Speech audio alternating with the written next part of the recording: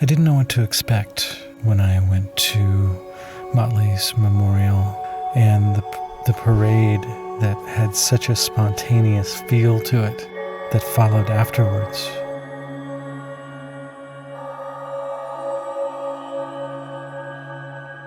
The memorial was moving, to be sure, but the parade was moving on a completely different level.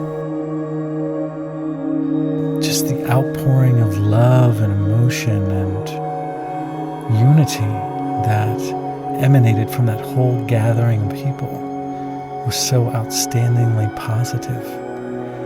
It was just a wonderful thing to be a part of as we slowly trudged through with smiles on our faces and a whole sort of where Mott-Ly used to be. But hold on, let's go back,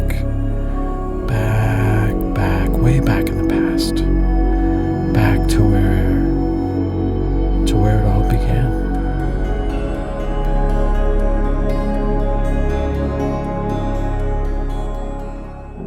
Mott-Ly was born in 1962 in December, right before Christmas. When we brought him home, we assumed that we had a healthy baby boy, and at about the age of 7 months, a friend of ours was visiting, and he was starting to move around a little bit and roll over and everything, and we started seeing big bruises all over his chest. So a friend's father, who was a surgeon, was visiting us, and he said, well, either you're hitting him with a sledgehammer, or he has a condition like a purpura or a hemophilia, and I had never heard of any of this. So we had him diagnosed when he was 7 months old as factor 9 hemophilia, which meant that his blood wouldn't clot, and we had to be very careful with him. So from the very beginning, he started, walking and bumping into things and having to go to the hospital for transfusions, and because if he would start bleeding internally, there was no way to stop it other than a transfusion. And in those days, if you got a transfusion, they didn't have blood banks, and our insurance would expect us to pay back every pint of blood he used, plus one. So we would go knocking on people's doors. They would see us coming, you'd see them parting the curtains saying, oh no, here they are again, And I can remember giving him baths in the kitchen sink. And he just delighted in them. He'd splash in the water. He was so cute.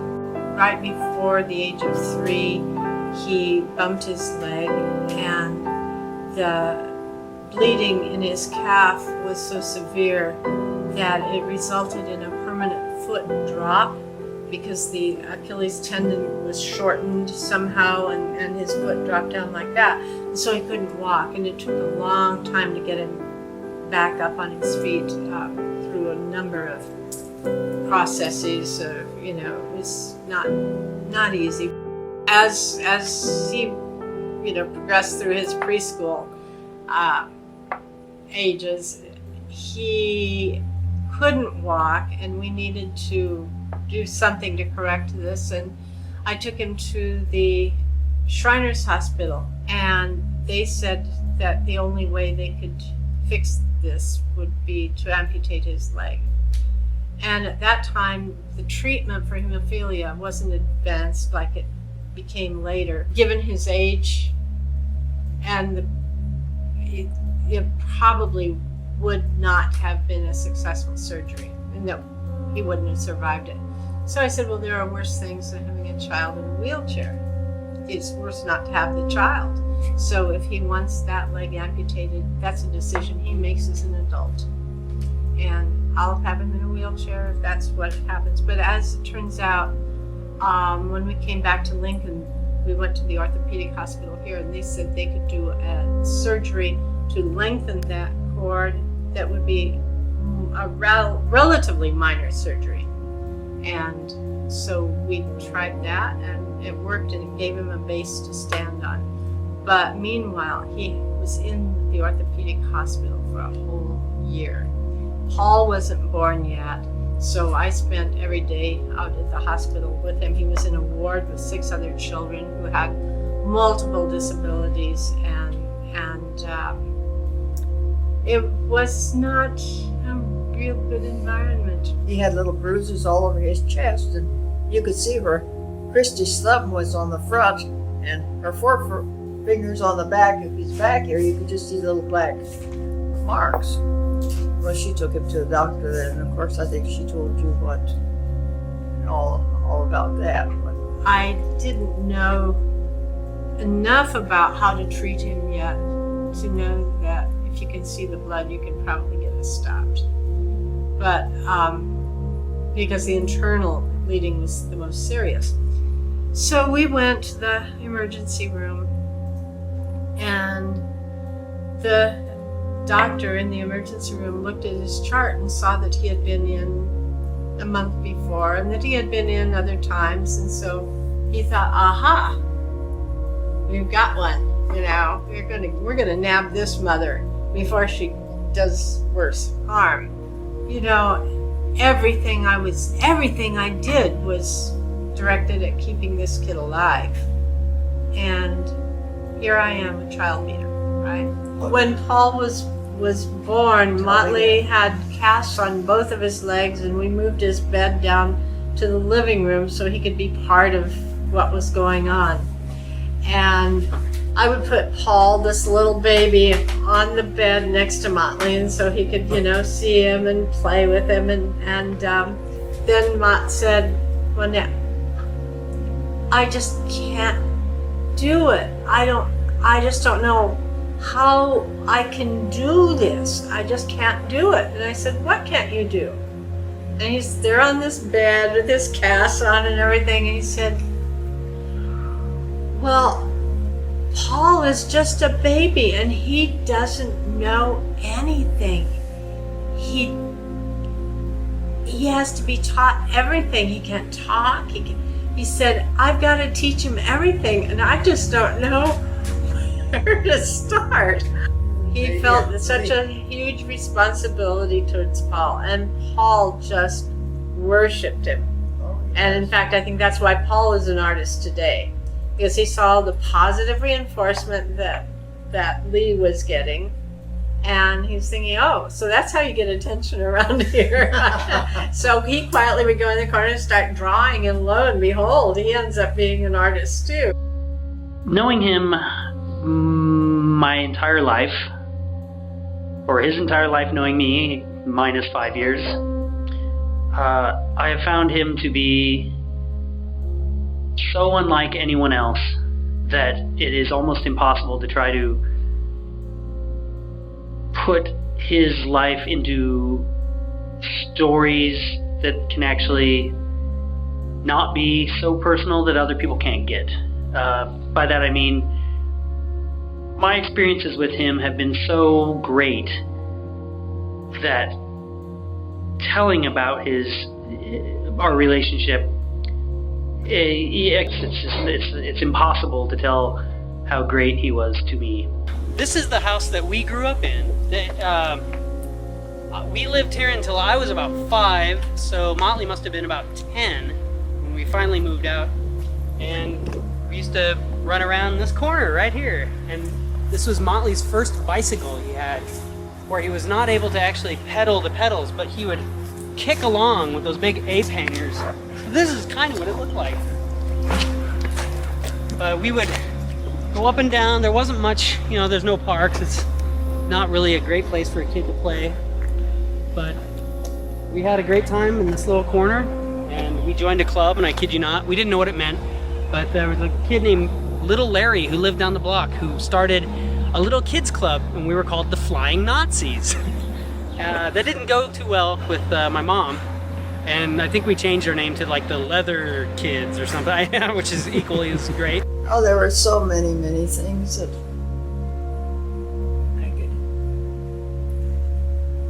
they run through my mind, but I don't know just how to tell them. He was one of the sweetest little guys I've ever seen. He never complained, ever. He did end up starting to walk, at about 6 or 7, and he was able to get around pretty well with built-up shoes. When he got to junior high, he went to just a regular school. They didn't have a special program, thank goodness. But even then, he was faced with an art teacher who had a nephew who had hemophilia. So she thought she understood this pretty well. And the first day of school, she said to everybody, "Now, this is Lee Tisdale." Of course, he wasn't Mott-Ly yet, he was Lee. "This is Lee Tisdale, and everybody needs to be really studying in front of the class, junior high, right? You need to be real careful with him because he bruises very easily, and if you bump into him or something, he might have a bruise that might have to go to the hospital." So as soon as class was over, all of the guys were going, "Oh, let's," and he had a pretty miserable junior high. Perhaps another factor would be, I think he would have known that we genuinely did like him. We really liked the kid. He got to high school and he continued with his art, and he had some very supportive teachers who recognized his talent and encouraged him to go to art school. When he came to Lincoln High, he was a real straight arrow kid. I mean, he really was. He used to hang around and talk to me how worried he was about Paul. That Paul wasn't going to grow up to be sane or normal. And he used to talk about how the wild kids in Lincoln were just out of control. He wanted things to be straight and normal. And then when you stop and think about where he ended up, it was probably way on the other extreme of that pendulum. But he was always good-hearted, thoughtful, creative young man. When he went to high school, he liked to dress kind of colorfully. And one of his art teachers said to him, "Wow, you're really a Mott-Ly looking sort." And he thought, Mott-Ly? The Mott-Ly crew was popular then, and he looked it up in the dictionary and saw that it meant, colorful. So that's when he kind of adopted Mott-Ly as his art name, and of course, it became him. In junior high, I started reading about the exploits of the Sex Pistols in the newspapers and the magazines, Rolling Stone and such. And I'd never heard them, but something inside me just said, "This is great. This is really cool what's going on."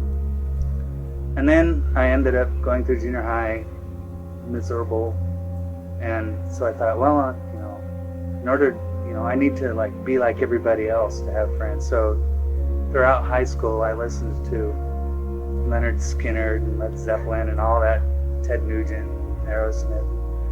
And then when I was a senior, I met other people who were into punk rock, as it were, and I immediately, cut my hair and started dressing funny and doing obnoxious things in school, and hanging out with the maybe 5 or 6 people that there were who were punk, as it were, as much as you could have been for Lincoln at the time.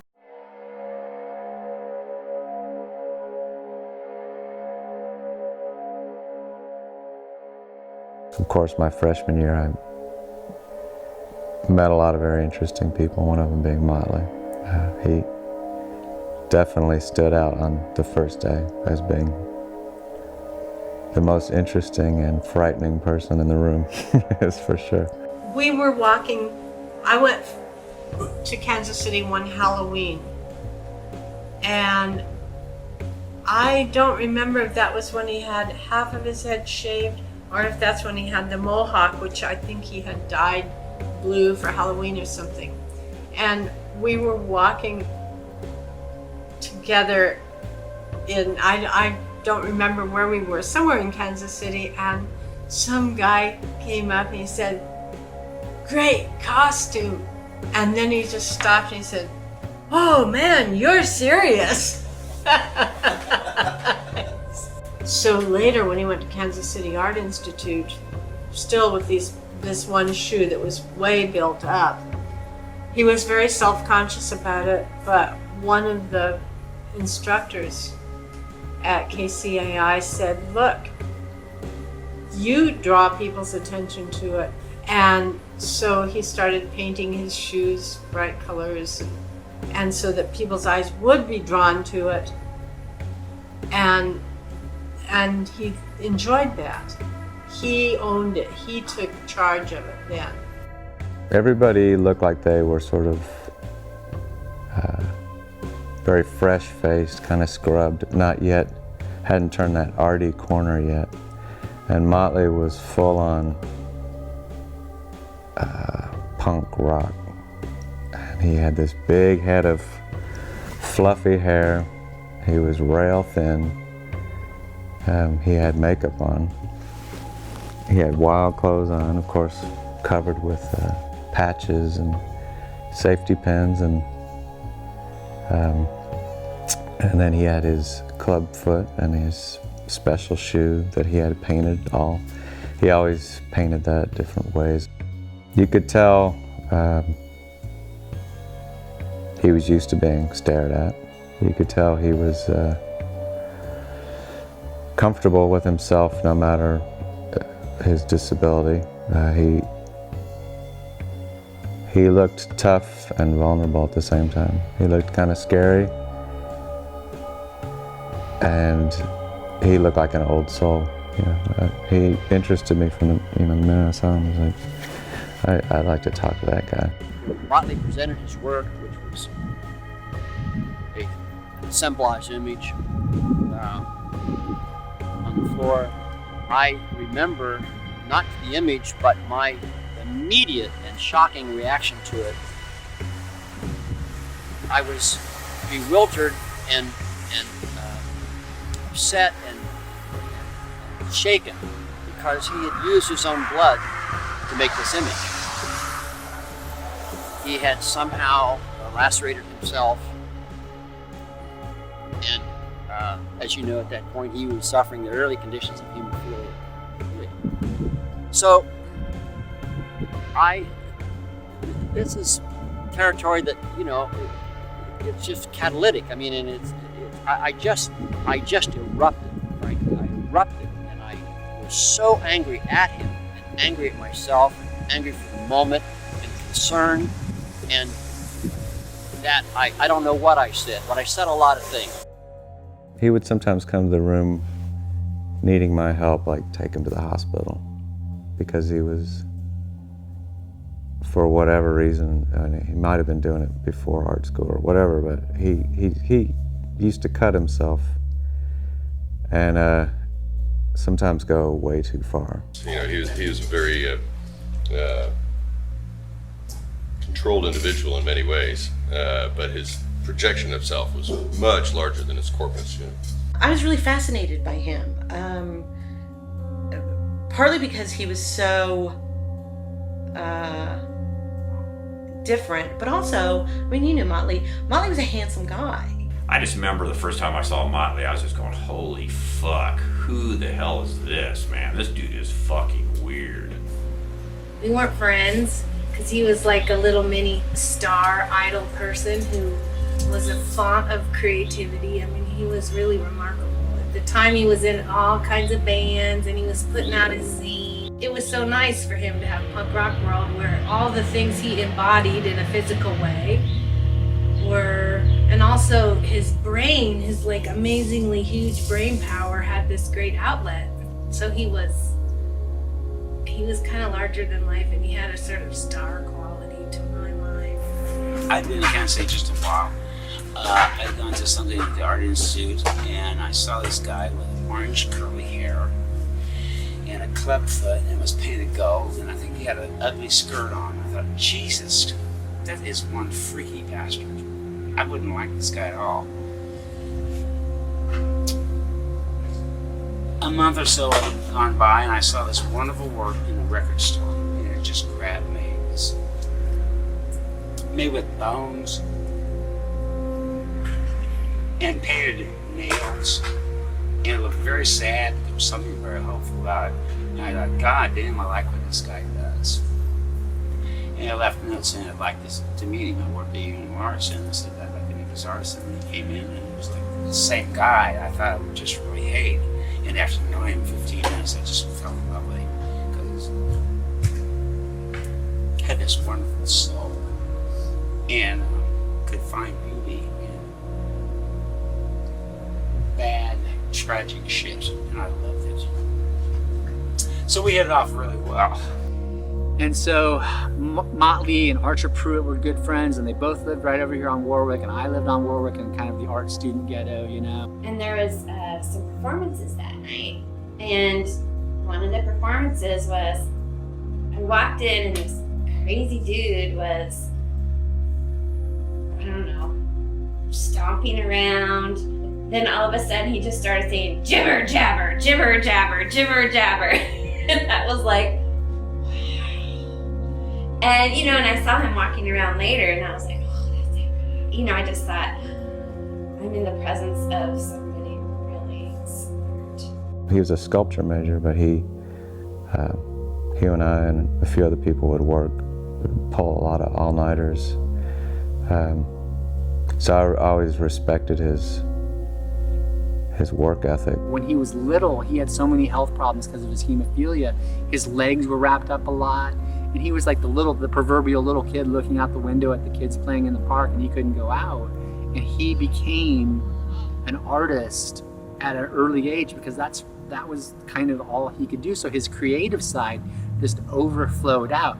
But he never stopped working in this like miniature world. But one day I came into my studio space in the fiber department, which was upstairs, and there was this piece of paper on my desk, and it was this face, a silly face, and all it said underneath, kind of a great Mott-Ly drawing, but a face, and underneath it said paradox in like these pretty block letters, and then he had some Smarties candies and some Dum Dum suckers.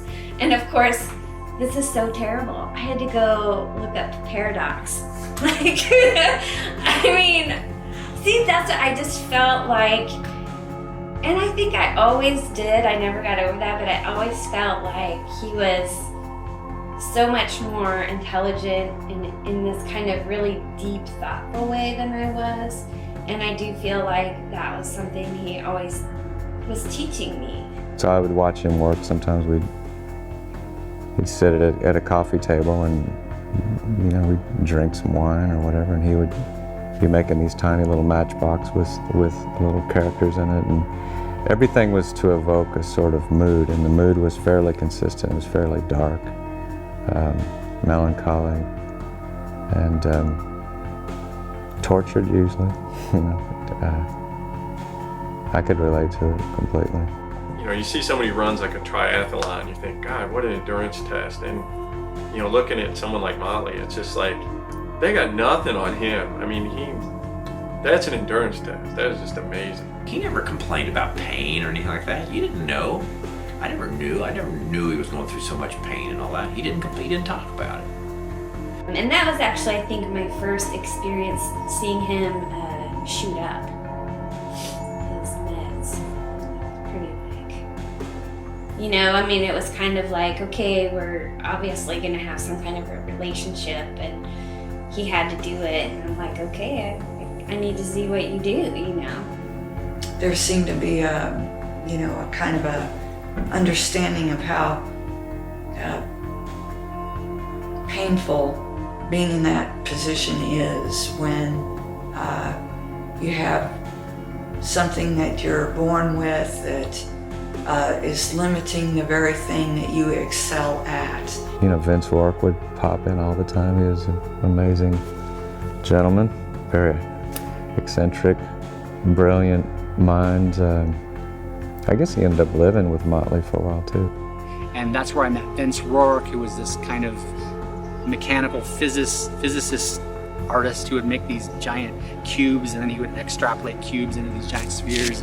I mean, that's when I got educated about blues and reggae and drugs and, you know, everything you're supposed to do when you're in art school. You're you're safe behind the walls of the compound.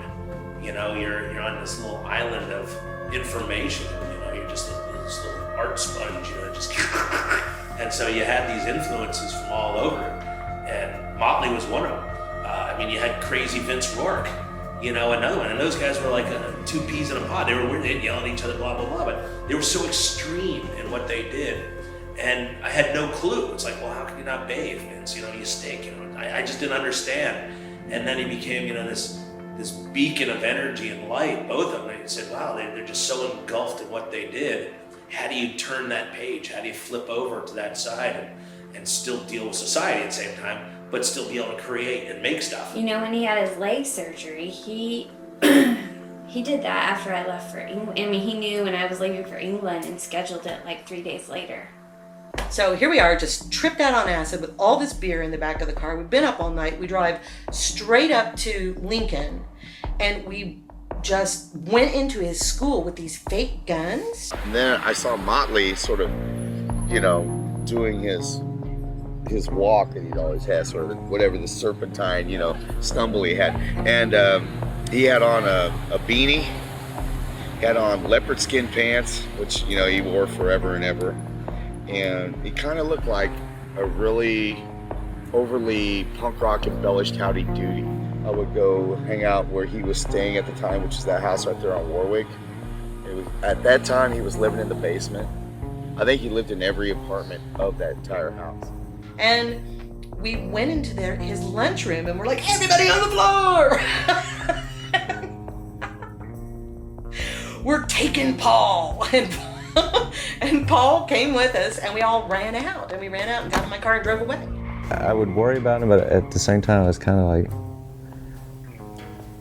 sort of surprised and fascinated by how roughly he lived his life, as fragile as he could seem to be. And the interesting thing with him is that, you know, for being in many ways like a prisoner trapped in his body, he was so worldly. You know, like his brain wasn't just there. His brain was like everywhere else, which I always is inspiring. And I went on to open my own gallery, and Mott-Ly's show was one of the first shows I had, and it was really awesome. And the show was over, and we sold quite a few pieces, and he was going, Tom, I think only my friends bought this stuff because they feel sorry for me. I'm going, no, Mott-Ly, they bought your stuff because it's fucking beautiful. And it kind of reassured him. Well, a year later, we had probably the best show I ever had, and it was Mott-Ly's. It was so good. I walked around looking at it, and it just moved me. It shows his affable, sunny nature and his internalization, I believe, and also his sort of standoffish melancholy all in one pretty amazing box. He usually has lots of tacks that he would laboriously attach to around the edge of all his boxes. They felt visually dangerous and physically dangerous. He used to just find boxes. I believe this is a drawer, and it was all based on found boxes, and then he started making his own boxes. Me and Mott were trashed, and I had a 63 Bel Air.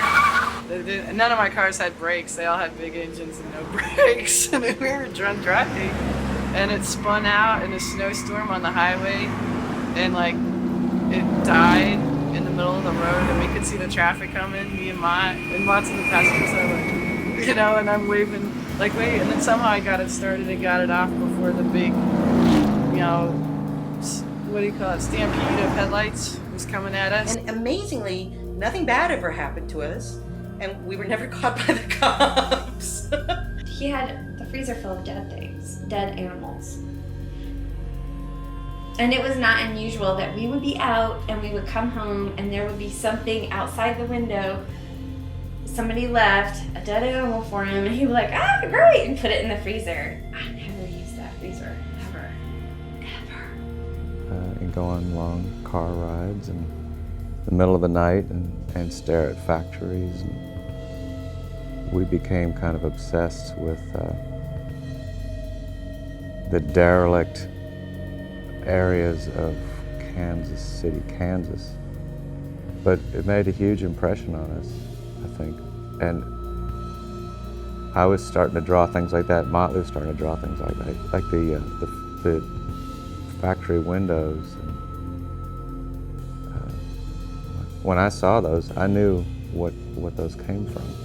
All the bricks, all the windows and the smokestacks, and the melancholy and the weighty presence of those drawings and etchings. But the trees that I think are still in the Roselle Court, Mott-Ly is the person who actually put all those little leaves on by hand. It was a really good job for him because he could sit and just work with his hands, and he was with me and Rachel, and so afterwards we'd go and get bombed.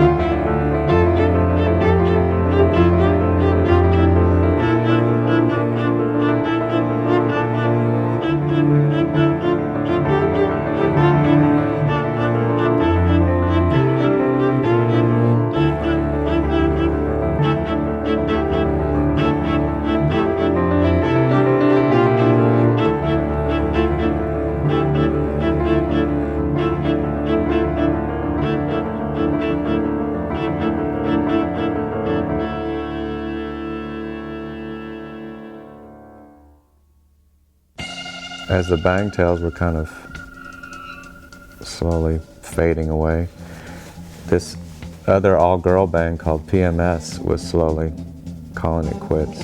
And I was always a big fan of theirs and let them know it. And so one of their guitarists, Lori,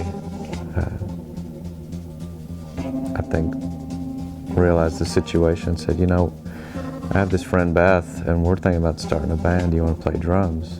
You want to just like get together and knock it around a little bit? I'm like, yeah, let's try it out.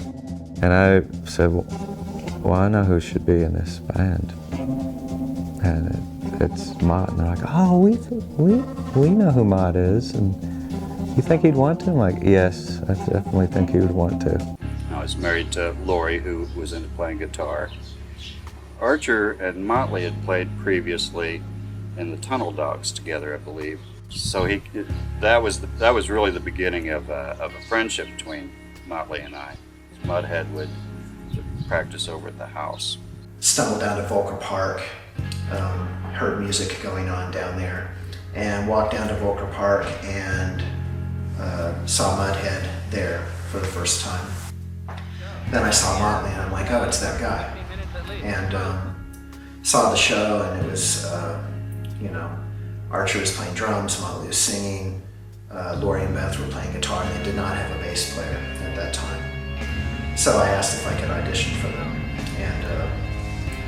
and so he said, yeah, come on by. So in his apartment upstairs, I remember meeting the band there, and they were all hanging out on Mott-Ly's couch, and I came up the fire escape through the window, which is how you enter Mott-Ly's apartment. I don't know why everyone went in through that window, but that was the way to do it. So I went in there, met those guys, and then we went over to the practice space, and they're like, yeah, that's great, you're in a band. And then a week later, we opened for Pussy Galore. And then a couple weeks after that, we opened for Sonic Youth at the Uptown. So it was kind of a nice little, I'm like, okay, this is pretty cool. I first encountered Mudhead at an outdoor venue called the Outhouse, I believe is what it was called, in Lawrence, or outside of Lawrence, Kansas. My band, Rape Man, had booked a show there. And they were just the local band that was going to play with us, and I had no idea what to expect, and they completely knocked me out. They were one of the craziest, creepiest live music experiences I'd ever seen. Mudhead, to me, of all the punk rock bands before and after, really Mudhead and Sin City were the two bands in the scene that were the most important. Mudhead were genuinely unsettling just because of the way they were. Like, Mott-Ly was a weird-looking dude, and he was quite happy making other people deal with his eccentricity. It wasn't really a handicap so much as it was kind of almost a persona. Like, this nearly broken dude is going to be in your face all night. I had no idea Mott-Ly would be the kind of front person that he ended up being. He would take it too far and hurt himself almost any time we played.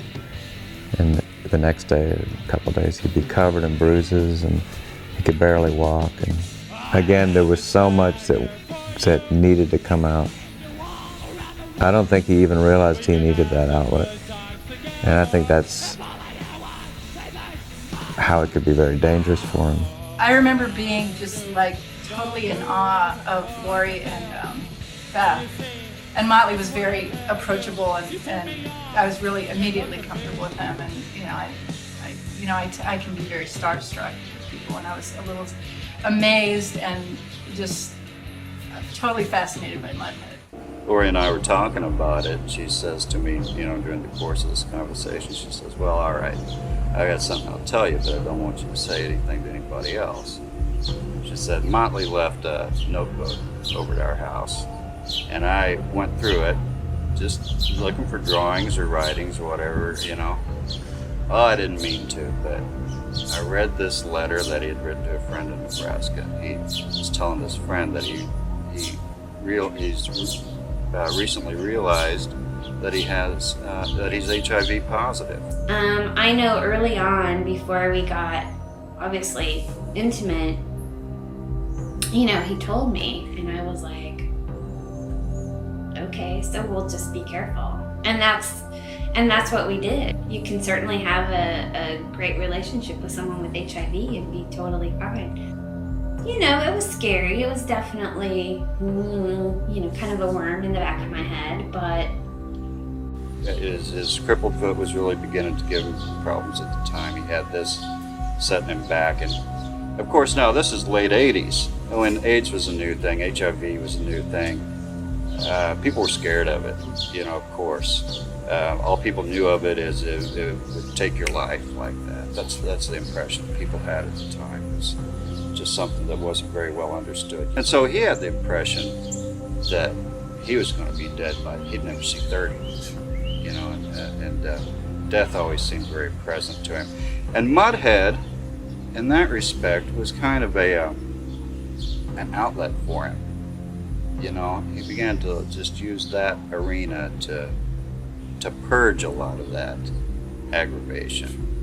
which added a new dimension to the group. The first time that I ever did LSD, for me it was perfect because my initial experiments with psychedelic drugs culminated perfectly with Mudhead's existence. So me and my friends would always typically be under the influence of LSD when seeing Mudhead. I mean, they had their sound was really otherworldly, and it was very psychedelic, which was a wild combination of things that were happening. There was like a hardcore scene, and then there was a really profound psychedelic kind of gothy Nelson staircase type of thing going on. That was fantastic. But Mott-Ly was, again, such a great frontman. You could kind of fly by the seat of your pants and he would carry the show. And he often did. And sometimes he brought the show down a little bit. Because he did enjoy his drink. They only had one single, and then they had, which they gave out for free too, by the way, which I thought was really cool. And that single also, I want to say, like, getting that, like, the artwork on the single itself was so cool. The photographs of the band on the back were so cool. I thought they all looked like really amazing, and I stared at that a lot. Admittedly, it's obvious, I was a super fan. Well, I remember there was stuff in that I didn't want my parents to see because I thought that it would make them think I was in a devil-worshipping band, basically. So I actually took the 45 sleeve, put it in there, and glued it down so they couldn't access that inside information at all.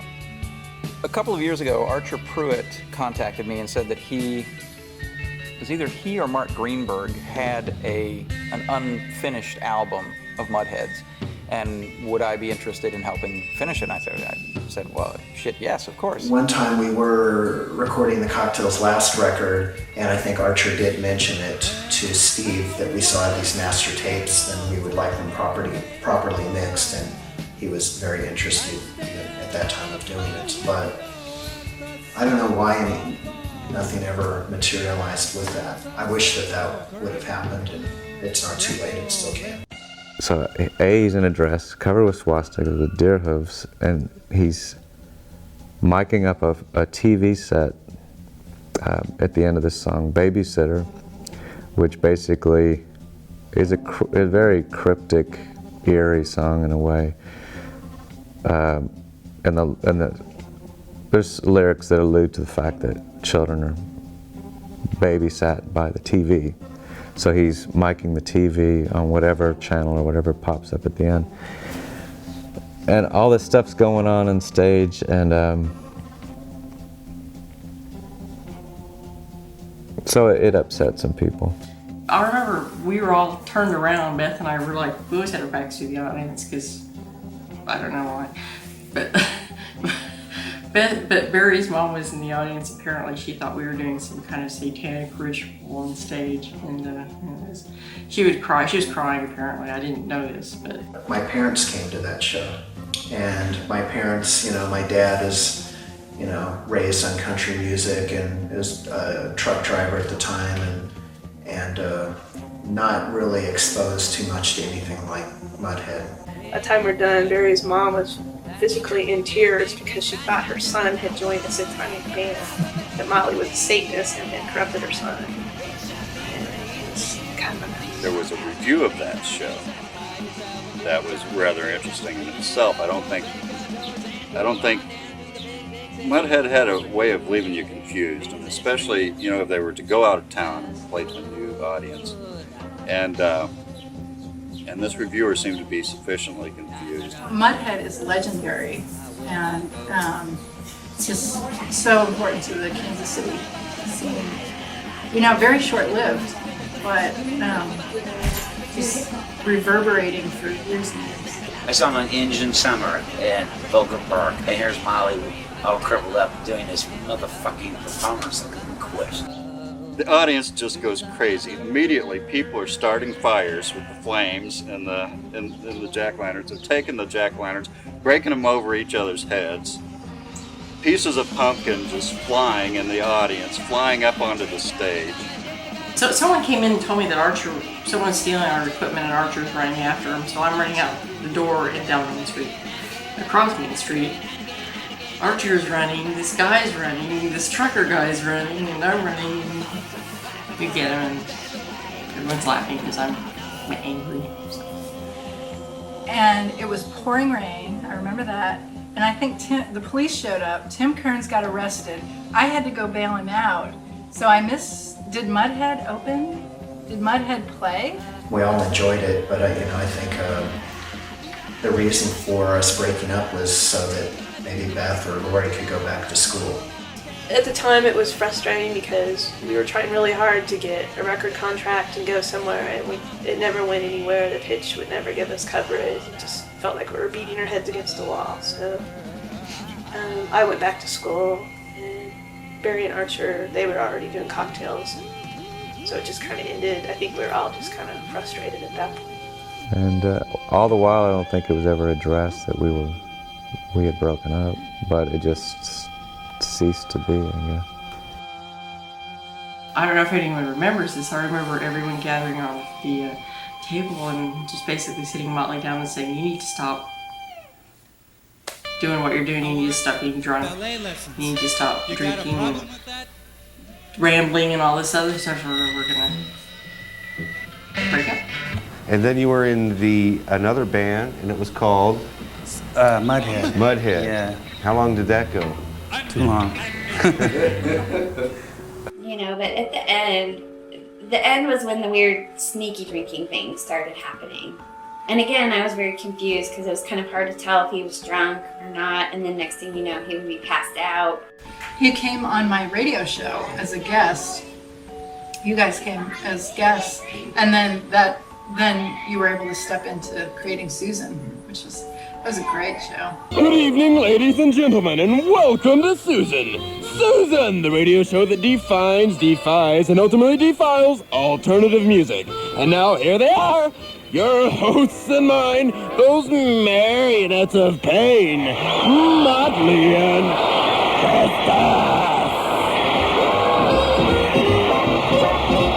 We here at Susan on KKFI, we believe in everything.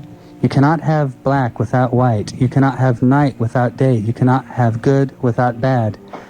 You must accept everything that comes with life, because if you don't, you're living in a cave. If you don't accept the good with the bad, you're fooling yourself.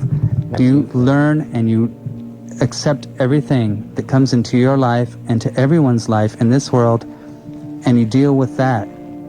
Now, look around you. What do you see? Make up your own mind.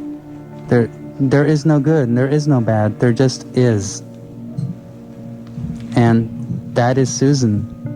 We're not laying anything on you. Or promoting or condoning. If you listen to the entire show, you get life. All of it. 360 degrees. And that's all there is. Thank you everybody very, very much for listening with open hearts and open minds. Everybody. Open souls. Everybody. I found out he had this whole box of zines from like 82, 83, 84, and I was working with an archivist over at UMKC, and I was so arrogant I wanted to call it the Patrick Sumner Mott-Ly fanzine, punk rock fanzine collection, and that's what it's still called. And it seems like a small box, but it's packed full of stuff. And this is one of the hidden and lost parts of the culture of Kansas City. These are Mott's zines, and these are from 1984. His zines are art zines. They're not like the punk zines of they're not like scene zines about the shows and the punk rocker and the bands and the fans and everybody. These are art zines. And so what he's doing in here is like little, and this is almost like one of his little boxes on a page. But this one's interesting. This is Corn Rage, because he came from Nebraska. So these are all cut and pasted, old school style, probably with cutting them out, gluing them down, putting a piece of tape over it. This is just beautifully put together. And here again, Mott-Ly's aesthetic and his collage, taking the time to take all these things out of different things and put them together as borders. So these are again back to his boxes you know, a box within a box within a box. I ran across, I think one of the great things really about Mott-Ly, I'm sure someone else has talked about the Mott-Ly has one leg graffiti in Midtown. But I do recall that he was relatively famous, especially from that the graffiti that was on the side of which is now the H&R Block art space. Mott-Ly. Mott-Ly has one leg. And Vicky had spray painted on the wall, Mott-Ly has one leg. And people were just outraged by that. You know, they were like, up in arms, somebody's doing graffiti about Mott-Ly. Mott-Ly has one. Duh. Mott-Ly thought it was hilarious. So sometime probably around 1984, with the blood supply and transfusion, Mott-Ly was infected with the HIV virus. Many people with hemophilia then were in fact infected with HIV virus. Subsequently, a class action lawsuit was filed sometime in 1989, somewhere around there, on behalf of people with hemophilia and their survivors, because it was clear, and the court records subsequently showed, that the Centers for Disease Control, the federal government, the drug companies who manufactured the blood supply that gave an awful lot of people with hemophilia HIV, and most tragically, perhaps, the National Foundation that advocates for people with hemophilia also knew. They knew this blood supply was tainted. It's a very expensive blood supply, 20,000 donors, but it was tainted with the HIV virus. Once it was withdrawn from the United States market, it was then sold overseas, both in France and in Japan, because it was expensive and corporations do risk-benefit analysis. So it's really about profit over people, no question about it. The class action suit was settled in around 1996. Lawyers, as I remember, split $41 million, and the people with hemophilia like Mott-Ly, who were then surviving with HIV, or the survivors of people with hemophilia who were now deceased, got $100,000 apiece. He was never bitter about it, or hateful or vengeful, unlike some of the rest of us, who are very full of rage about this sort of behavior.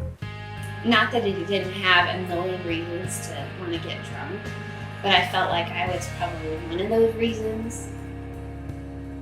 I mean, I loved Mott-Ly, but I loved him like a best friend, and I didn't feel like I was done.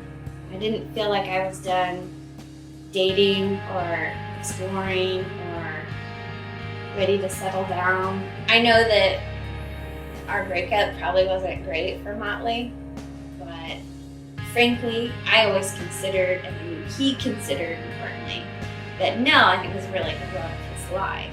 I think I was dancing with some guy and he wouldn't stop dancing with me, and I'd ask someone else to kind of try to break in, and he didn't. And then Mott-Ly was sitting on the floor behind me and kind of took my hand, or I think I sat down beside Mott-Ly and talked to him, and then this guy came over again, kind of asked me to dance or whatever, and Mott-Ly took my hand and kissed it. And that was sort of, and I think we ended up on the floor drunk, rolling around. There's stories like that, but I don't remember anything more. But that was it. That was how we met. I asked him at one point around this table, I think, so why don't you say to people how you feel? Because I know you're in pain. Now we're close enough, I can ask them that. And he said to me, if I told people how I really felt, I wouldn't have any friends. It was always hard for him as a kid, I think. I think he didn't really know childhood without pain and suffering, and so all through his life, he wanted his legs removed,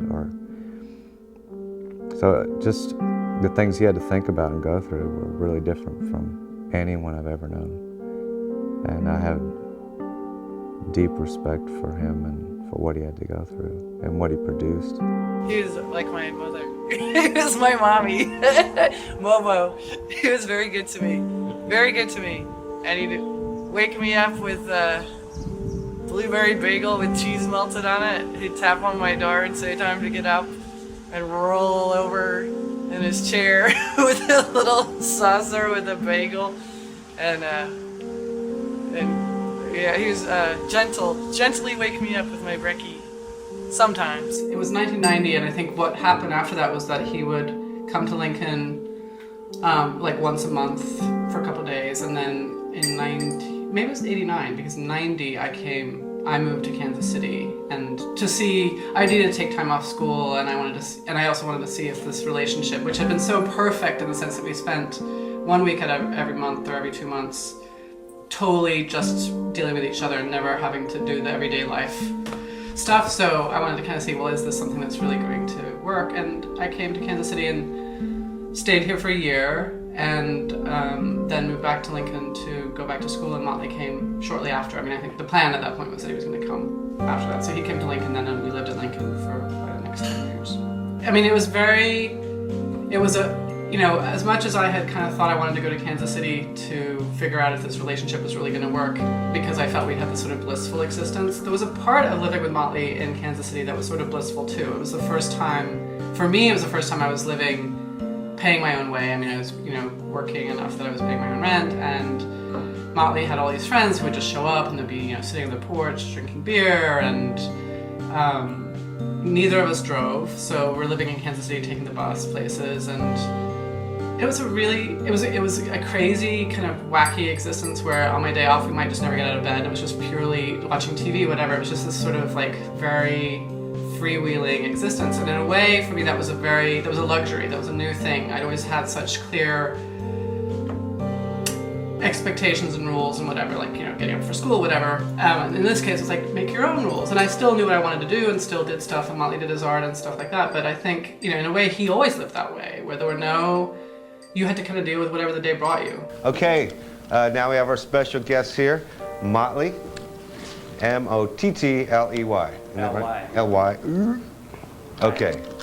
So how you doing, Mott? Oh, fine. Yeah? Yeah, how are you? All right. Mott-Ly is an artist, and we have a couple of his works right over here. If we could get that. Hal, can we get that? Dog-eared ancient runes. A couple of Mott-Ly's works here. I'm sure we will sooner or later. Not typical. But, and they're called, or do they have names? No, heck. They're self-portraits. Self-portraits. Self-portrait number 1. I'll name them, okay, for you. And here's self-portrait number 2 there.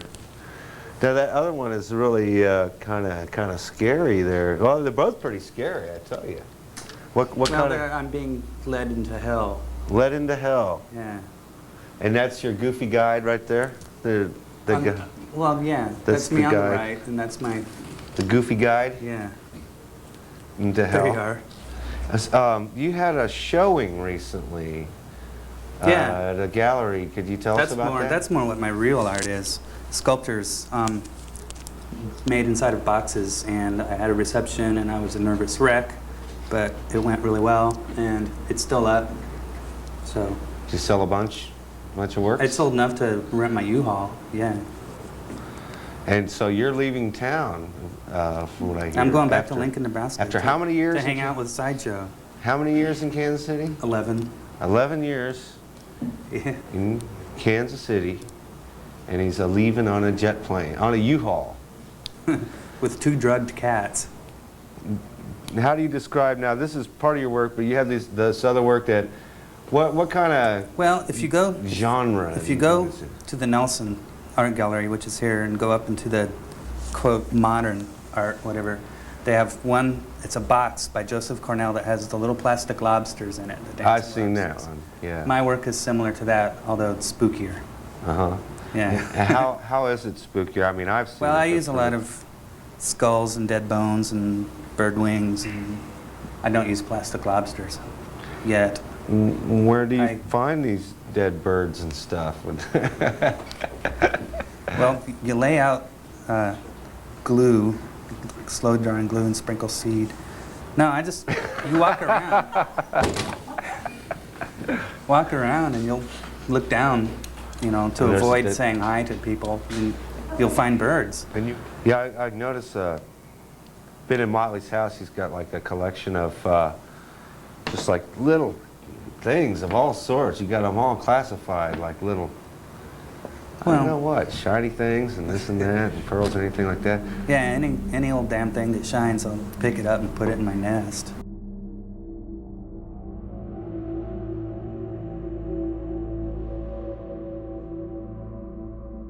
Vicki and I drove him up to Lincoln. We moved him out of that house to take him back to Lincoln. And I said, Mott, we're going to be here 10 o'clock in the morning. I'll have the truck. I'm going to move. And Vicki and I showed up. And he's just sitting there. I'm like, come on, man. It's time. We got to do this. And it took him an hour to come out. And we're moving stuff out of his apartment into the truck. And he's just sitting there. And I'm like, it's breaking my heart, you know. And we got him in the truck, and we had a great time driving up to Lincoln, you know, me and Vicki and Mott. And but just that initial thing, you know, when he got dark, he got dark.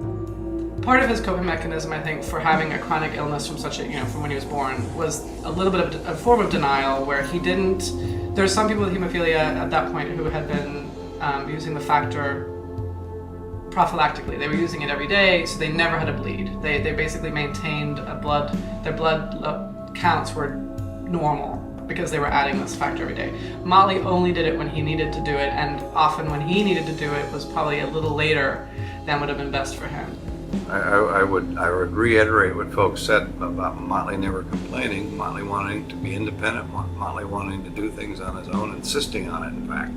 Insisting on it to the point that those of us who wanted to help were frustrated from time to time. Factor is something that you have to inject, so for him to do that, it meant finding veins to inject it in, and that was difficult. And the older he got, the more he'd done it, the harder it was to find veins that he could get. So I mean, those sort of veins on the top of his hand, I mean, it was, and then his own ability to kind of move around made it harder for him to find veins to shoot up. So I never learned how to inject factor. Maybe I should have, but he was very self-reliant, and I think that was some of his denial and some of his ability to just go with the flow was that desire to be self-reliant and not, I was always I get really annoyed if I had to wait for a bus for 5 minutes, and Mott-Ly was just sort of like, you know what, gotta wait for the bus. Sometimes I actually hear Mott-Ly's voice in the phone when I'm talking to someone on the phone.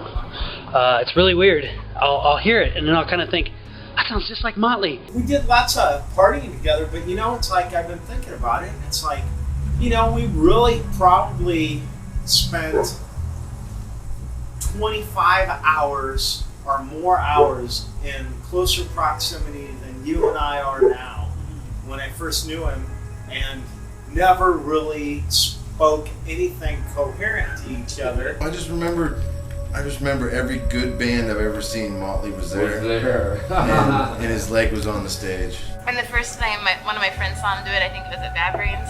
Like, she came running up to me and she was like, oh my god, I didn't know Mott-Ly had a fake leg. I always wondered why he had stickers on it. And it's like, didn't you wonder why his leg was all shiny? After Mott-Ly lived in New York, he moved back to Lincoln, and I think he was going a little stir-crazy with nothing to do, and that's completely understandable. But he wanted to be in a band with me, and I had always wanted to be in a band with him as well. So we started Pat the Bunny, and our first gig was at a social hall. It was sparsely attended, maybe 40 people. But Mott-Ly had worn a jumpsuit covered in stuffed bunnies, maybe 50 or 60 bunnies all over his body, and he rocked out. And towards the end of the gig, people were pulling the bunnies off his suit and throwing him around. So on our last song, it was 50 bunnies flying back and forth. And that's the only way a Mott-Ly show could end up, is in chaos. And it was really fun. It was really a great time. And he would sing, and he would bash his head, and by the end of the show, there was like blood all over his head and blood all over the mic. And he was just a great performer. In fact, the funny thing is we learned later that he didn't really have any lyrics for a couple of our songs. They were just, improv every time. So one day he was out there and Joe was barking, and we went out the window and we closed and waved at us. We're like, no, that's Mott-Ly. That's all. And And so we're like, oh, cool, you know, he's walking by. Still and Mott-Ly. then he's like, yeah, barking. We're like, oh, Mott-Ly's still over there. So we went over there, and he was totally just hanging on to the fence, you know? And we were like, hey, what's going on? He's like, hey. I did see very quickly that he used alcohol as a pain, for pain management, and I think he had incredible fears of becoming sort of dependent on painkiller medicine. He'd had friends, I think, who were hemophiliacs who had become, you know, addicted to pain medicine, and he was very afraid of that, and he didn't see the peril that he could become addicted to alcohol. His father, you know, was an alcoholic, recovering alcoholic, and, you know, Mott-Ly had seen what that had done, but I think for himself that wasn't, using alcohol was much more acceptable to him than using actual really hardcore pain meds, because he was in a lot of pain. I mean, his pain, I remember when he had a very serious bleed where it was like a bleeding ulcer, and when we went to the doctor, they were kind of like, okay, like a person the typical human being would have been like crawling on the floor, bellowing in pain with half of this, and you don't even really register it. It's just that you're not, you know, you're kind of pale. That's why you're here, because you felt like you were kind of tired and pale because you've been bleeding for a week. Well, he did spend some time in Kansas City classrooms, but he spent some time when I taught in every one of my classrooms when he was up at Lincoln. He was an incredible, almost spellbinding, awesome sort of conversationalist. He would converse as opposed to lecture. And these were social studies classes. We would talk about hemophilia and HIV, Mott-Ly's work with ACT UP. Well, he was in jail 3 times, protesting. He at that point was depressed, actively alcoholic, dealing with a lot of pain. Some of the chronic kind of complications of hemophilia were making his life more difficult, and he didn't want to change, and that was the kind of, okay, then we're done. It was just absence. He wasn't those, you know, I know other people have been in experiences like that where it was actually violent and horrible and all that other stuff. Mott-Ly just became absent. He was in the room. I was afraid for him hurting himself, and so I had a mother behavior, but he was absent. I had no partner. I had no friend in this room to talk to. I was not sharing my life with this person. I was purely there as a caretaker. And that was just like, I'm not doing that.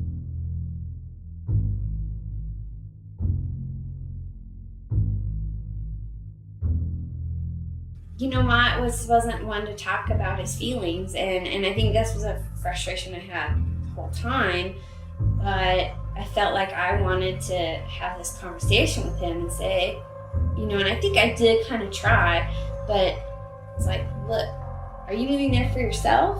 Or are you chasing? No. If you're moving there for yourself, I'm all for it. And I think he was. I think he wanted to have that experience. I recall him saying he was visiting town once from New York, and he said, I gotta get out of there. If I don't, I feel like something really bad's gonna happen. Of course, he'd been attacked, nothing real severe, but just poked with things, stabbed once or twice, you know. And of course that'd make you think something severe was gonna happen if you sat there for too long. And he just kept saying how he was getting picked on at the bus stop and all this fucking shit by these fucking little hoodlum kids or whatever the hell, you know. He was hard to pin down to plans, and I was busy. I kind of wish I would have spent more time with him there, but he holed up in his house quite a bit. He was drinking a lot back then, at that point. I mean, like more than I'd ever known him to drink. Like Mott-Ly obviously drank. I mean, I never had that relationship with him. Maybe other people did. But, I mean, obviously he liked all kinds he experimented with drugs and also drank and so on. But he was a little bit more like wasted drunk in ways that I'd never seen him before. And I think he was on some medication that probably was accelerating the effects of the alcohol. I moved to New York, and he came a year later and had his own apartment, would come to my house and drink in my living room when I wasn't there. And I was like, why? I would come home to find him drunk on my couch. It's like, okay, you can hide. I mean, we're not together anymore. We're friends. We live in New York. You don't have a lot of other connections. I'd love to hang out with you. But this is the one thing I think you know that I really can't be around, and you're doing it in my house. I think he thought we might get back together, and then we didn't. And he really wanted to be in New York, and New York really didn't welcome him. He had some really major things happen in New York, and this was during that time period. So it was sort of a crisis. Even though we had broken up, in my mind, a year or so before, this was sort of the crisis of, we're really not getting back together again. This is really real. And it's not just that I'm in New York and you're in Nebraska. We're in the same city and it's still not gonna happen.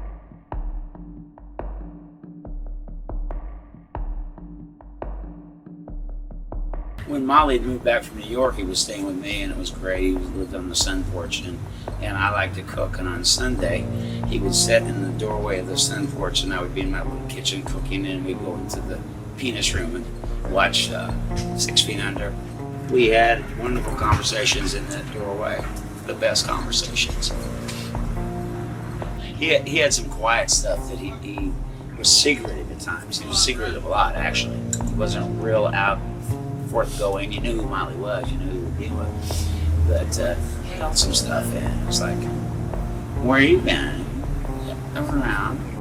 And then we bought the building where Grinders is now. Tom had been running the late show from his house, and then he had the idea to take it to another space over on 18th Street and to partner with Mott-Ly.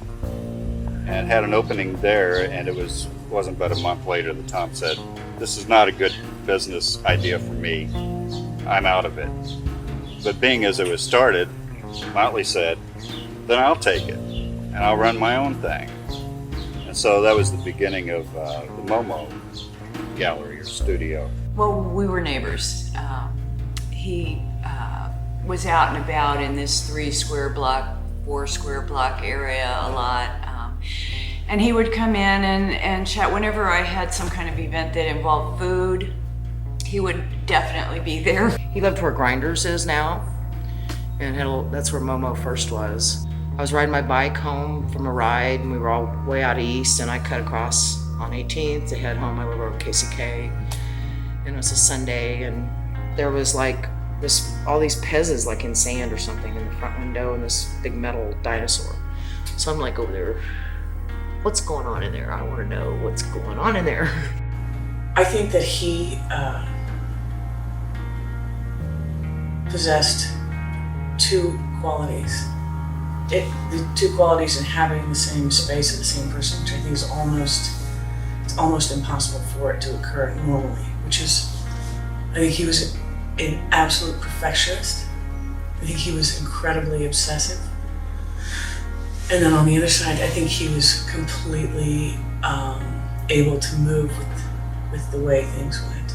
And then around 2004, we started Grinders. So he moved Mott-Ly down to the corner at 19th and Locust Street, which was the Momo Gallery.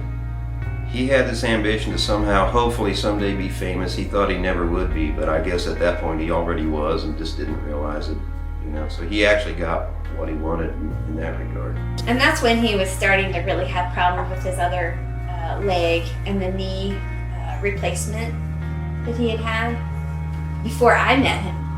It was supposed to last 10 years, and it was failing and getting infected, and I think that was around the time when he had his second leg amputated. This is going to be terribly boring though, because I'm just like, I'm fishing around, I'm trying to find a bottle of paint that I don't know where I put it, things like that, It's like, you're going to be asking someone who's like a total flake and a procrastinator. It's like, okay, yeah, well, here's very interesting.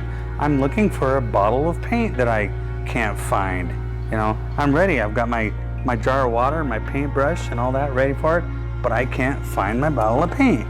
People were always bringing him things that they found because they knew he used a lot of found objects for his art, and I got into doing that as well. About his 3rd show there was a group show, and he wound up in the hospital.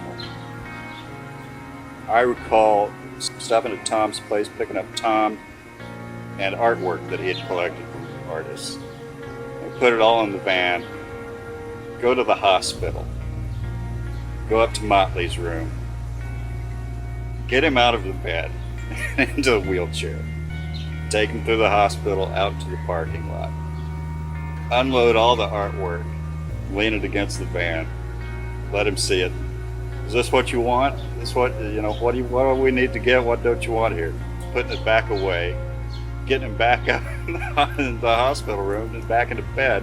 So now he's not even, he's unable to attend his openings. I am sure, it was excruciating on many levels for him, obviously, but he did not ever, as an empathetic being and a generous being, at least with me, did not reveal the intensity of that suffering. The things that he valued were often things that no one else did, and that's really,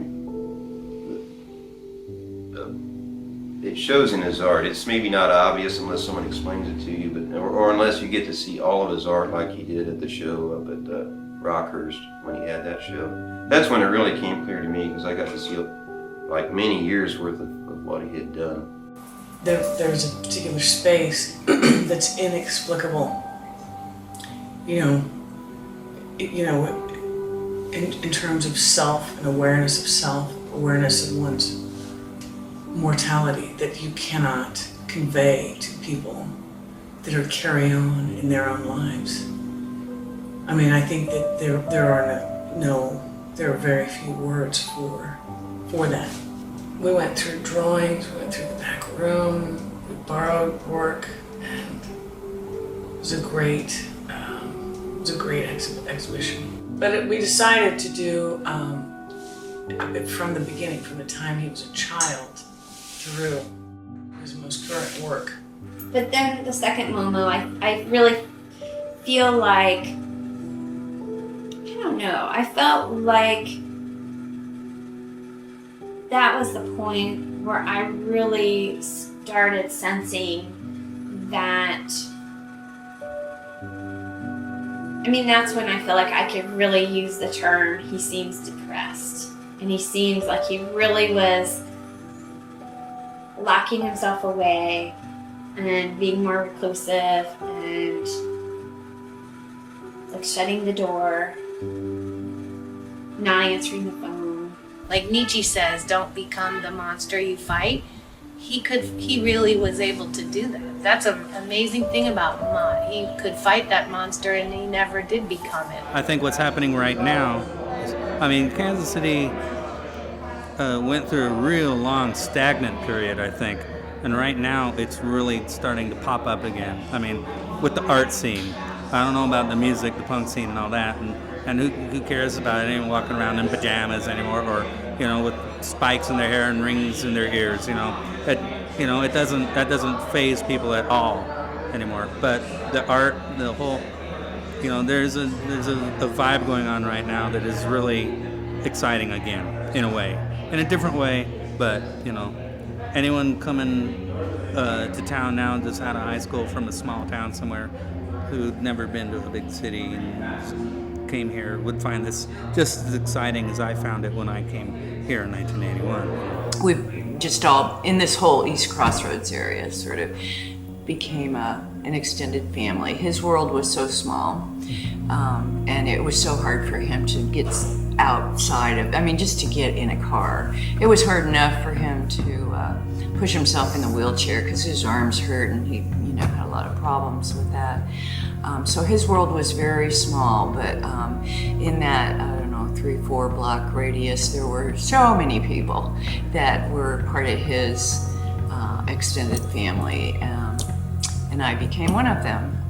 And I have this image of him on his scooter for Mardi Gras, with the beads, and he just, it was never like he was trying to get attention. It was like he was part of the show, and he didn't even have to try. And yeah, after I graduated from college, he asked me to have an art show there, and we had an art show and then a punk show afterwards, and it was really fun. After we had that show, other people that were trying to book all ages shows started asking him if they could book shows there, and he said, yeah, go ahead and do it. And so there were shows there up until he was too sick to have them.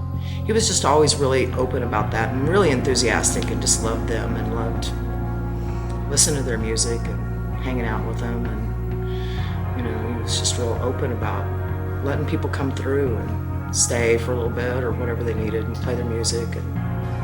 And you know, there was that period where the critics and things were excited about it. It was, you know, Mott-Ly was showing interesting things. But as his health became more of a distraction, all that kind of thing, he didn't have, like I've said, he didn't have the discipline to really carry through with ideas. He didn't advertise. He would depend upon First Friday's crowd to just bring in his traffic. He hadn't been interested. He had lost enthusiasm. When Vince died a few months later, he was really excited, you know, about this idea. I want to have this Vince show. I want to collect these artworks, these kinds of things. But there again, just the discipline wasn't there. I really don't think the interest in the studio was there anymore. There was this one girl, I think she was a sophomore.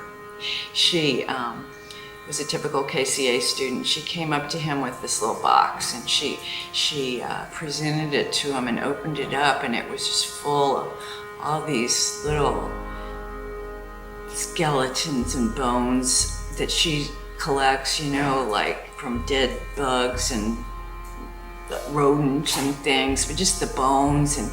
And she was telling him how beautiful she thought they were, and she's going to use them in some art piece. And he just looked up at her and said, "Will you marry me?" There was like one weird day where he was there talking to Deathridge and Jody about his impending trip to Washington, D.C. to go see the Joseph Cornell show. And they were talking about how, you know, Tom was supposed to go with him because someone needed to wheel him around, and Tom wasn't going to be able to go now. So they were trying to figure out who could go. And so I just kind of walked in and I overheard that, and I was like, okay. So you know, that was it. So we went. It was only like a couple of weeks later that we took off. And so here we'd really only known each other maybe 2 weeks or something, and we went to spend like a week in DC together, which was hilarious. It was a blast. It was so much fun. Because he had a couple of days where he wasn't feeling very well, and I was, you know, fine with that. So we just sat in the room, and, you know, he like slept and, you know, watched movies, and I made collages and stuff. And once he realized I was doing collages and I was making postcards to send back to everybody, he got himself up and came back into the living room, and we sat there and watched movies and drank 99 bananas and ate leftovers and made art for like 2 days. And that was the most fun ever. I mean, he was, you know, he was like immediately a soulmate. It was really cool. There was a big snowstorm, and they were having a tough time. April's trying to help him with the wheelchair and get down the sidewalk. And Mott-Ly spent like a month building this piece of art that he gave to April, and it's like a monument to the journey they made to Washington, D.C.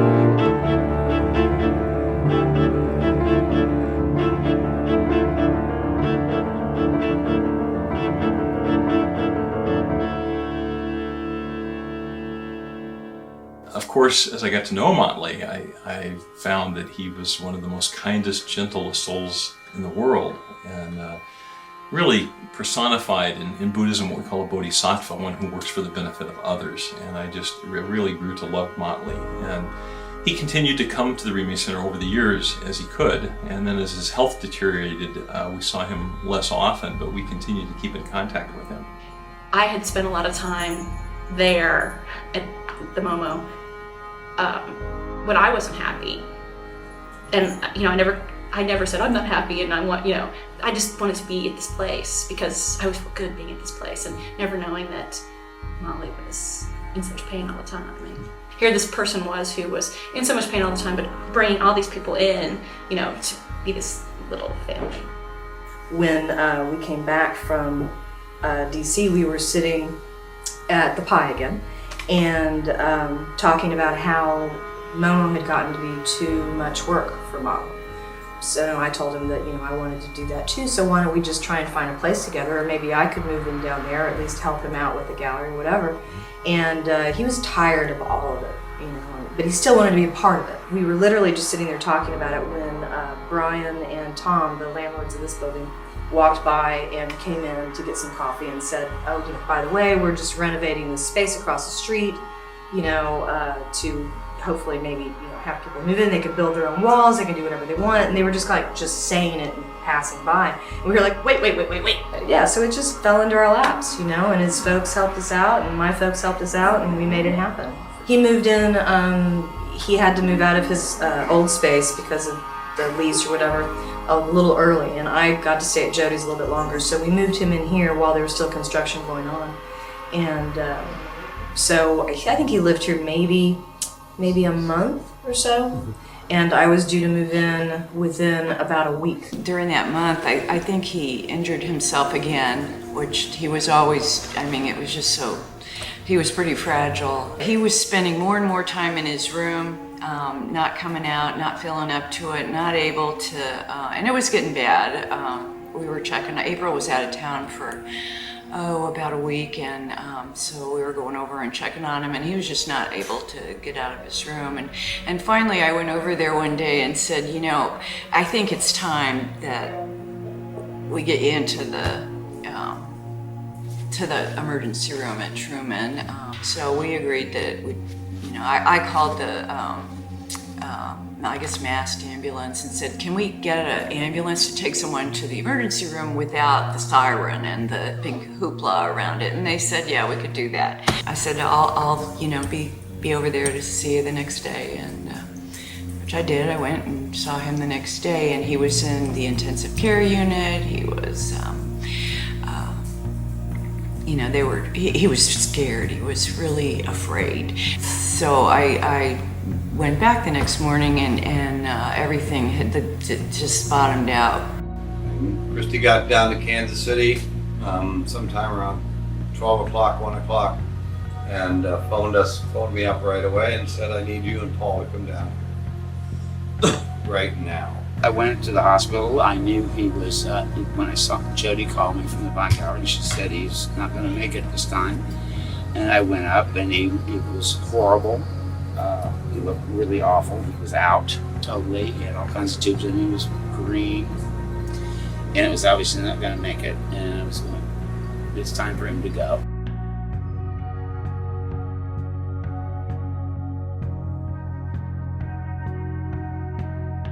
Christy got there, and I had some things I had to do with my kids, so she sat with them, and I went and did my errands. And I remember when I got back to the hospital, there was this huge thunderstorm. It was just pouring down rain, and I sat in my car in the parking lot hoping it would just slow down a little bit so I could run into the hospital. And I waited for a couple of minutes and went up to the room, and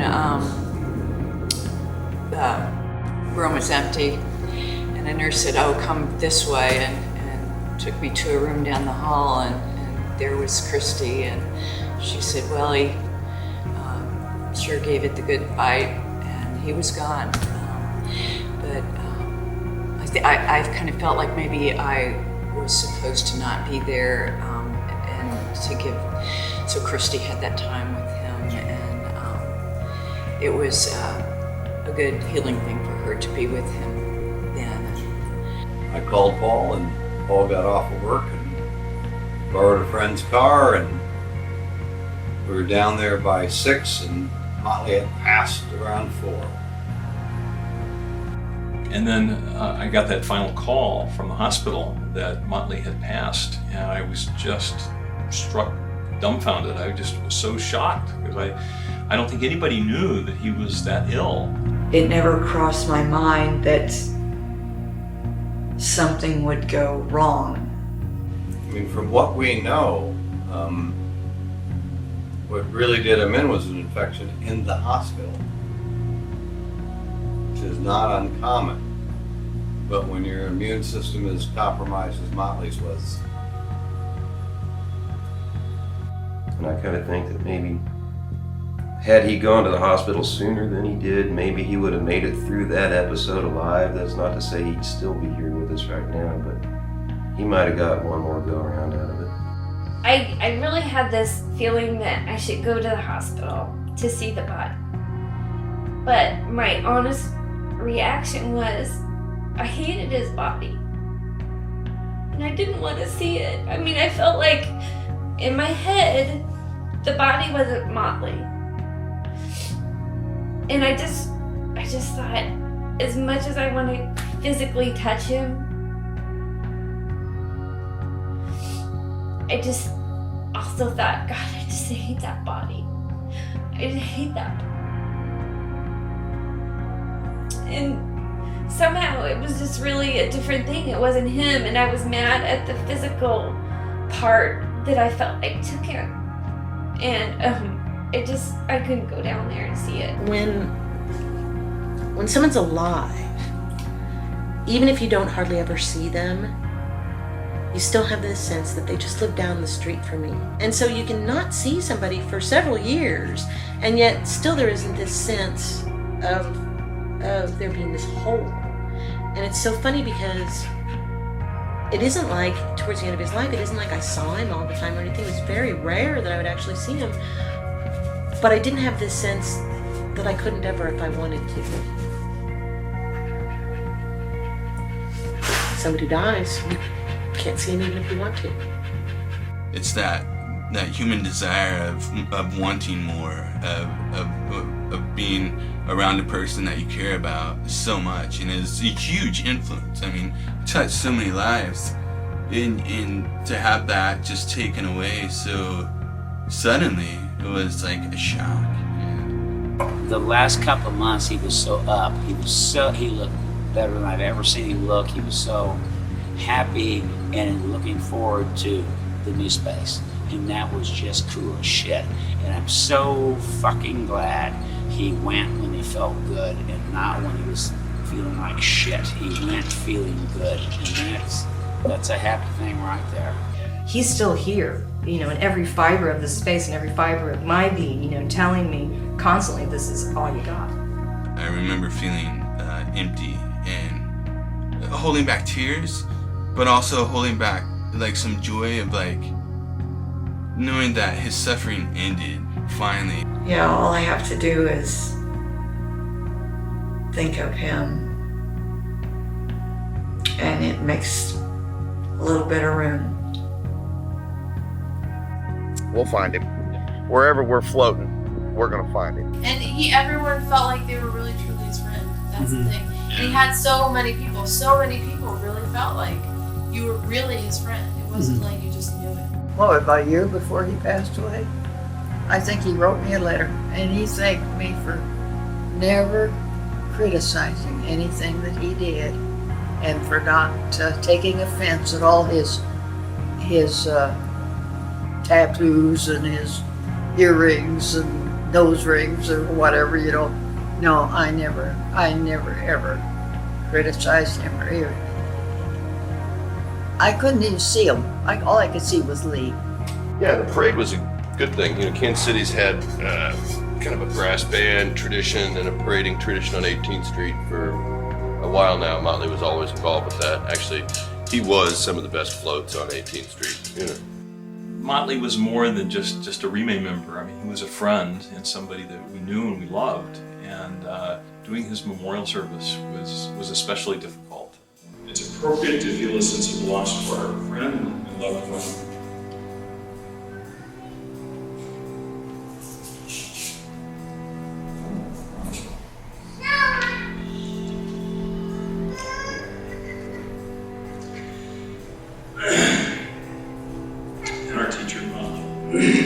This has completely tainted my entire life. So I am the way I am because of Mott-Ly solely. I mean, I should have been a lawyer or a doctor instead of an artist, but this is one of the most permanent memories I have of Mott-Ly, and it was when I was 5 years old. And some of you have heard it, but probably not many.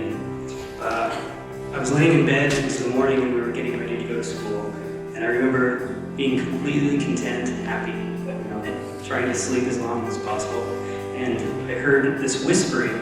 The light turned on and I heard a whispering. 5, you don't want to hear it. And over and over, get up.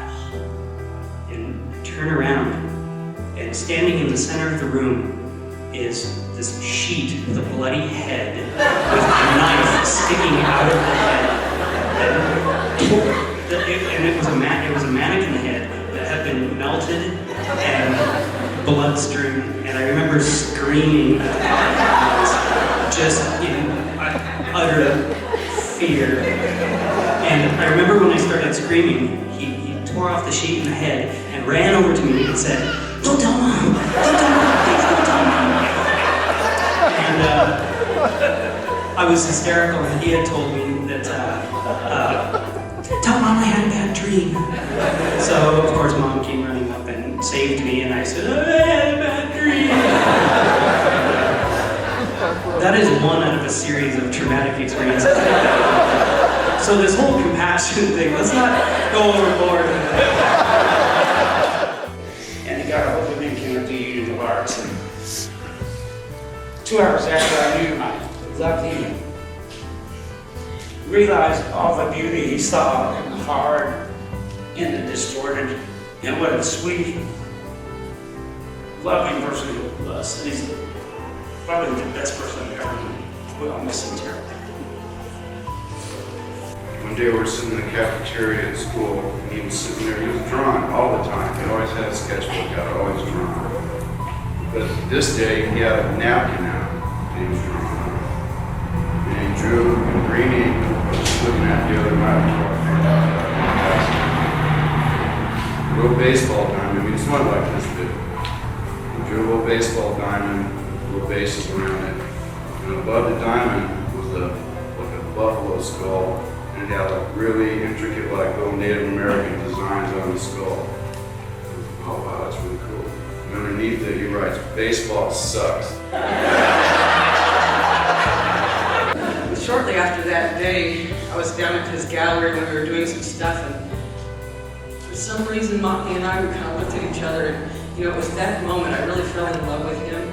And even though I'm a lesbian and all this stuff, and pretty much asexual and whatever, it's like, man, I could really do something about this, and I never did. I just got all and he kind of reeled backwards and said, hugs and anything like that. It was very strange. But when I was going through some of his things, I remembered a book of poetry that he had written for me in his own hand. He made it all by hand and everything.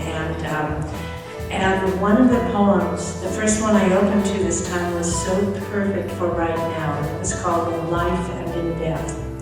And you'll recognize him. All of my wonders are kept for you in bottles and jars full of shells and stones, in boxes filled with objects of glass and wood and cloth, and in books fat with photos and clippings and vagrant pen scratchings. My very thoughts that in my death you will sift and rummage through, they can tell you a million stories, lies, fables, and fancies. So please touch them, smell them, look, listen, and play with them. In life, cold against a stone wall, I want you to chop my body into little tiny pieces to see if the pigs will eat it. They won't. No.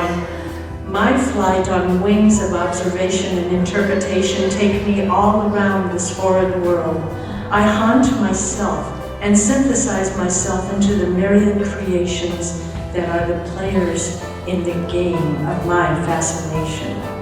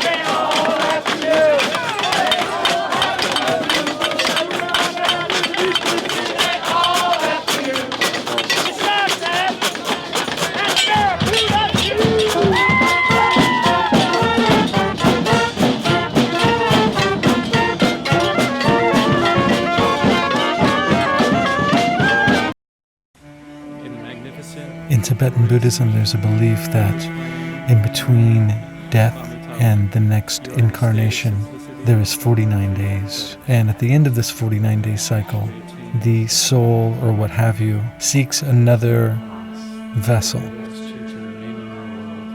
So the 49th day, we had a ritual, which is a traditional Tibetan ritual that involves burning a photograph symbolically as a sort of letting go of that person and your attachment to that person. So we gathered at Tabitha's house, and we sort of reflected on what Mott-Ly meant to us.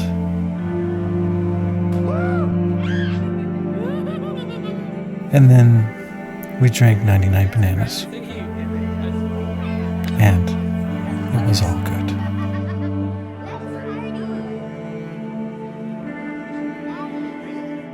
Since Mott-Ly's death, people have been gathering together to celebrate his birthday.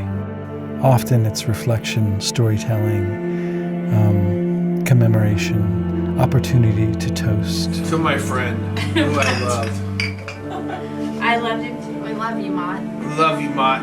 Giant and a crippled body. That's what that's a giant and a crippled body. Giant. We really do miss you. We really do miss you. And to tell tall tales about Mott-Ly and his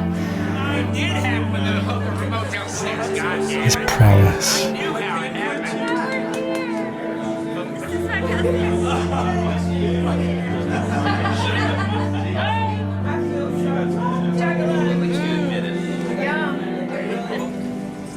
So it was 1989, I'd say, and I was walking down 43rd Street to the C&O, the corner grocery, to buy some things.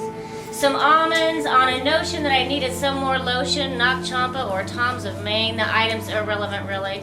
But still, I was walking there, and still I was buying some such thing, and I was checking out the scene as I walked. And I noticed a graffiti that was painted, now faded, looked like chalk, legible but vague, that said, Mott-Ly has one leg. So often I had seen this script on my brain, it was ingrained, a senseless blip, haphazardly printed scrawl on a brick wall. But that was then, a decade must have passed. The details I will not relate, but it's probably 1998. And I was introduced at a gathering to a friend's friend, male, light brown hair, embracing grin. And then I was told that his name was Mott-Ly, and a wrinkle in time caught me, and I was slung back in space, and my mind raced to the brick wall, to the haphazardly printed scrawl, to the paint now faded to chalk, to the script legible but vague that said, Mott-Ly has one leg. Yes, being so very clever, I had put one and one together. I was pleased at the way things sometimes align. I had met this guy and solved this riddle that had plagued me all this time. Over the next few years, I would see him here and there. At the brick, perhaps, where I would quit my higher stool to take a lower seat so that our voices might more easily meet. He in his do-rag and wheeled chair. After goodbye, he would roll away to somewhere, the doll bear attached there to the back of his chair, screaming, take me with you, or come away with me. It was never clear, but we'd meet again and share a beer, or so I conjectured. But then the phone call came, and in her voice I immediately suspected the tragic message that did indeed ensue, and once again my mind's eye flew to the brick wall, to the haphazardly printed scrawl, to the script now, to the paint now faded to chalk, to the script legible but vague that said, Mott-Ly has one leg. 20 years had passed. It was 2009. At Mott-Ly's tribute, I offered mine. To all of those who knew him better, there was nothing more that I can tell.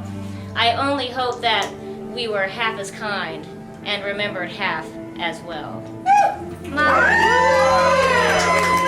The three-legged cat did not, at that time, like people at all. Was afraid of people, would run and hide when anybody came along.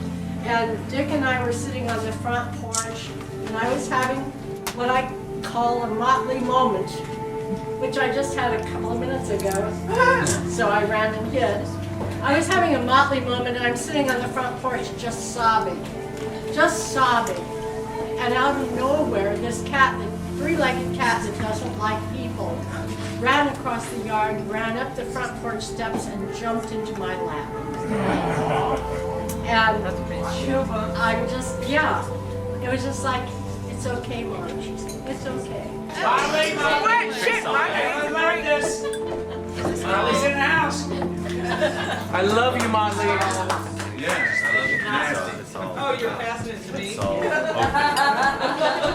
I don't drink beer. Do you want to eat? If I could do a show that coincided, it would make more sense too. Can no one know at sunrise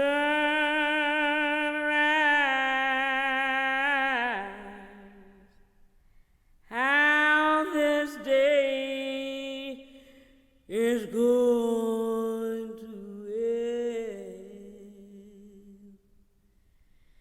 Can no one know at sunset if the next day will begin? Hear me singing, can't no one know at sunrise how this day is going to end. Can't no one know at sunset if the next day will begin. One more time now, can't no one know at sunrise how this day is going to end. Can't no one know at sunset if the next day will begin.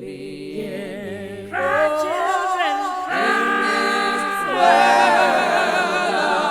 Trouble and woe, a member had better be ready to go. We look for things to stay the same, but in the twinkling of an eye, everything can be changed. Can't no one know at sunrise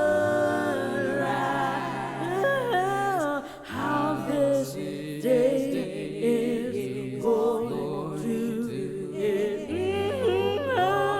Can't no one know at sunset, Mama, if the next day will begin. You know the troubles of the world fill our hearts with rage, from Soweto to Stonewall.